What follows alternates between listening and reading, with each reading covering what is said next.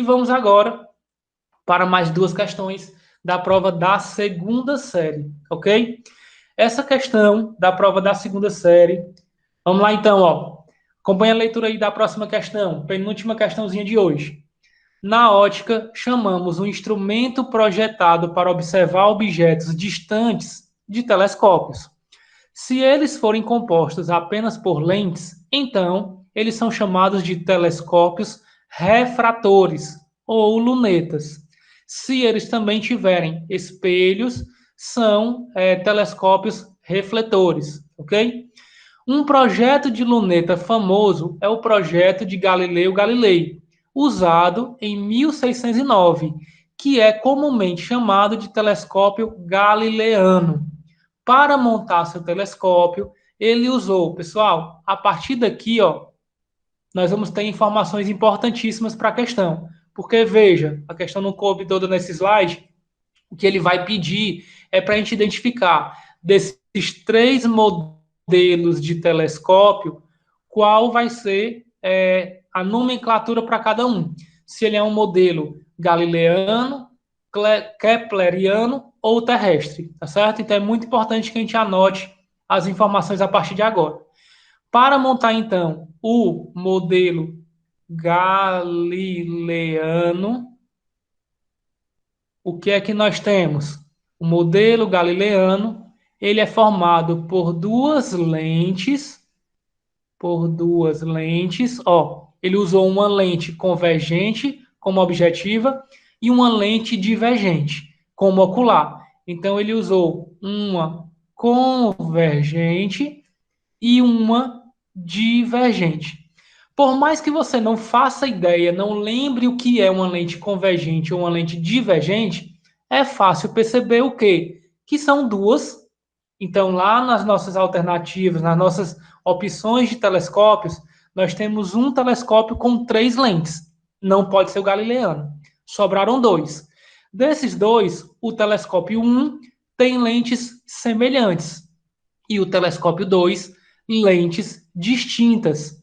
Então, se o telescópio galileano é formado por duas lentes de comportamentos diferentes, uma convergente e a outra divergente, o que é que a gente pode concluir? Que esse segundo telescópio é um telescópio galileano, tá bom? Então, esse segundo telescópio é um telescópio galileano. Ok, pessoal? Galileano. Vamos continuar lá. Continuando. Além de Galileu, Kepler também desenvolveu seu próprio projeto de luneta em 1611, que ficou conhecido telescópio Kepleriano. Tá certo? Quais são as características do telescópio kepleriano? Nele, Kepler usou uma lente biconvexa como ocular, em vez de uma lente bicôncava do Galileu, do modelo Galileu. Aí você precisaria de um conhecimentozinho a respeito do que é côncava e convexa. Então vamos lá. Se você, por exemplo, fizer este posicionamento com a sua mão, vocês estão conseguindo ver, né? Se você posicionar a sua mão desta forma e usar a sua mão para cavar, qual parte da sua mão você usa para cavar? Não é a parte fechada?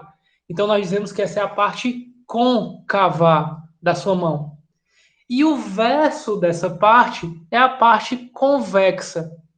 Nós dizemos que uma lente ela é bicôncava, quando ela possui as duas partes fechadas, as duas partes cavas da lente voltadas para fora, em que a luz pode atingir uma das partes por um lado ou a outra parte pelo outro lado. Então, olha, observando lá os telescópios, a gente vê que este telescópio galileano, ele possui aqui, ó, uma lente bicôncava,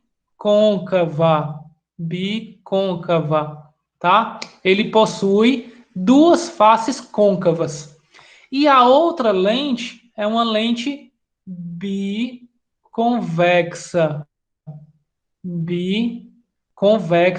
Porque ela é formada pelas duas partes do verso da lente, do verso da sua mão. Então, se a luz atingir a lente por esse lado, está atingindo a face convexa. Se a luz atingir a lente por esse lado, também é uma face convexa. Então, é uma lente biconvexa.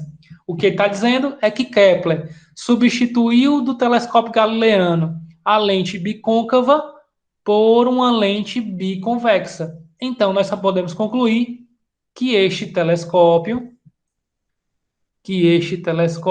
o 1, é o telescópio kepleriano. Com isso, já dá para a gente ter a resposta da questão. Mas vamos continuar a leitura. Que é bicôncavo do modelo de Galileu. Isso permitiu obter um campo de visão mais amplo e com mais detalhes, mas a imagem para o observador é invertida, é de cabeça para baixo. Já o que conhecemos como luneta terrestre segue o mesmo princípio do telescópio kepleriano, porém, com o acréscimo, foi acrescida mais uma lente. Se até agora nós tínhamos duas lentes, tanto no galileano como no kepleriano, o telescópio terrestre ele vai passar a ter três lentes. Conclusão: o único que pode ser o telescópio terrestre é o telescópio de número 3. Então, este vai ser um telescópio terrestre, tá? E aí ele pede para que a gente marque a alternativa que mostra na sequência correta quais são esses três tipos de telescópio: kepleriano, galileano e terrestre. Então, a nossa alternativa não poderia ser outra que não fosse a alternativa D. Ok, pessoal? Aí a resolução dessa primeira questão da prova da segunda série. Primeira questãozinha escolhida para a aula de hoje. Vamos aqui para a última questão e já se encaminhando para o final, questãozinha da segunda série 2019, que esse ano seria aplicado para os alunos da terceira série. Tudo bem? Acompanhe a leitura do enunciado. Alguns vertebrados obtêm informações a partir de reflexões fracas ou ecos de sons produzidos por eles próprios. À direita, temos uma figura representativa de um morcego emitindo ondas ultrassônicas. Pessoal, o som ele é uma onda mecânica e a diferenciação dos tipos de som é feita através de uma característica de uma qualidade sonora representada pela frequência, tá? Você consegue, por exemplo, distinguir as notas musicais pela frequência do som emitido. O dó tem uma frequência, o ré tem outra frequência e assim por diante. Nós temos um intervalo de frequências que nós chamamos de som audível, que vai desde o 20 Hz até o 20 mil Hz, ou 20 kHz, tá? Então, do 20 Hz até o 20 mil Hz, nós conseguimos ouvir. Tudo que tiver fora desse intervalo audível, nós não conseguimos distinguir, nós, seres humanos. Mas existem animais que têm a capacidade de identificar essas frequências sonoras. Não sei se vocês já viram, por exemplo, aqueles apitos de adestramento de cães. Muitas vezes, quando o adestrador soa aquele apito, trila aquele apito, você não consegue perceber o som, mas ele não está com defeito. É que a frequência do som emitida por ele é tão alta que nós não conseguimos perceber com nossos ouvidos. Mas os cães, eles conseguem perceber. E eles identificam a quantidade de sopros que o adestrador dá com o comando que ele está querendo passar, certo? Então, tudo que tiver abaixo dessa frequência, desse intervalo audível, nós chamamos de infrassom. E tudo que está acima desse intervalo audível, nós chamamos de ultrassom. Beleza? Ah, Giovanni, então quer dizer que quando uma mulher está grávida e vai fazer o exame de ultrassom, ela está utilizando um som, aquilo é um som? É. Só que é um som cuja frequência é tão alta que nós não conseguimos identificar. O que é que acontece com o aparelho de ultrassom?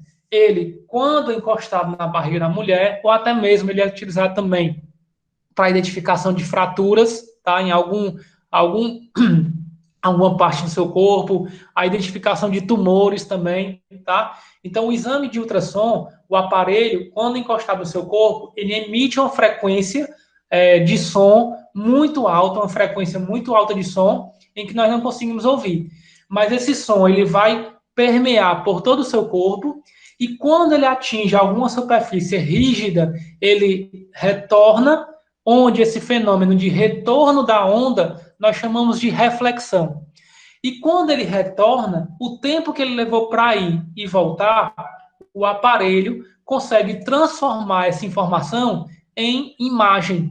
E aí o que você vê na tela do aparelho de ultrassom nada mais é do que a imagem traduzida, digamos assim, do reflexo daquela onda sonora nos corpos rígidos do seu corpo, certo? Então, quando a pessoa está grávida lá e consegue e utiliza o exame de ultrassom, é esse o funcionamento. No caso do morcego aí, acontece algo semelhante. O morcego, ele tem o que nós chamamos de ecolocalização. Ele consegue emitir uma frequência sonora muito alta, em que nós não conseguimos identificar esse som, e quando ele atinge um determinado obstáculo, esse som reflete e o morcego consegue se localizar. Dependendo da intensidade desse som refletido, o morcego consegue identificar até a posição em que ele se encontra. Então, se você fechar os olhos e alguém falar do seu lado direito, você consegue identificar que a pessoa está aqui, porque o som vai chegar ao seu ouvido direito mais rápido do que o esquerdo e com maior intensidade do lado direito do que o esquerdo. Então, o seu cérebro ele já está condicionado a fazer essa localização. A mesma coisa acontece com o morcego, tá certo? Então vamos lá. Alguns vertebrados obtêm informações a partir de reflexões fracas ou ecos de sons produzidos por eles próprios. À direita, temos uma figura representativa de um morcego emitindo ondas ultrassônicas. A respeito deste assunto, assinale a alternativa incorreta. Ele quer que você marque o que está errado. Então vamos lá. Animais que têm a capacidade de captar o sinal refletido por um obstáculo de uma onda emitida por ele mesmo podem avaliar a distância do obstáculo. Correto. Como nós vimos, o morcego ele consegue avaliar a distância e até a localização desse objeto. Como essa afirmativa está certa, não é a resposta da questão. Ele quer a incorreta. Ecolocalização descreve um sistema de autoinformação onde o mesmo animal possui um órgão para emitir o sinal acústico e outro órgão para receber os sinais, que podem ser o eco do sinal emitido. Ok, é o que acontece com o morcego. Se essa informação está correta, também não é a resposta. C. A intensidade dos pulsos refletidos percebidos por um morcego é uniforme em todas as direções. Não. Veja que justamente porque o som vai se dissipando, vai perdendo a intensidade durante o seu movimento, ele consegue identificar pela intensidade percebida pelos seus receptores a localização do objeto. Então, se essa informação está errada, nós temos como alternativa, como resposta para essa questão, a alternativa C. E só por desencargo, o item D, se o sinal emitido varrer um certo setor é o nome que se dá a essa figura geométrica formada aqui pelo som emitido, tá? O animal poderá diferenciar o contorno de um obstáculo nesse setor. Sim, devido à reflexão do objeto, ele consegue identificar o formato do objeto todinho, que é o que acontece no exame ultrassônico, tá? Então, se essa afirmação está correta, também não poderia ser a resposta.